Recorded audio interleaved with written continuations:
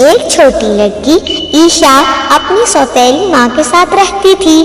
عیشا ہمیشہ سچ بولتی اور سب کے ساتھ اچھا سلوک کرتی، جبکہ اس کی سوتیلی ماں اس کے ساتھ بہت ظلم کرتی تھی۔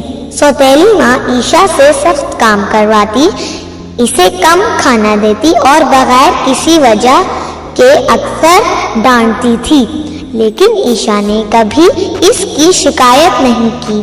ایک دن گاؤں میں ایک اہم واقعہ پیش آیا۔ کسی نے ایک بزرگ کے قیمتی زیورات چرا لیے۔ سب کو شک تھا کہ یہ چوری گاؤں کے کسی فرد نے کی ہے۔ عائشہ نے دیکھا کہ چوری کرنے والے اس کی اپنی سوتیلی ماں تھی۔ عائشہ نے ہمت کی اور بزرگ کو زیورات کے بارے میں سچ بتا دیا۔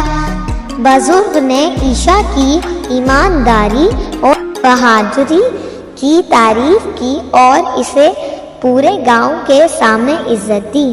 عائشہ کی سچائی نے سب کے دل جیت لیے۔ سب عائشہ کو سچائی کی پری کہنے لگے۔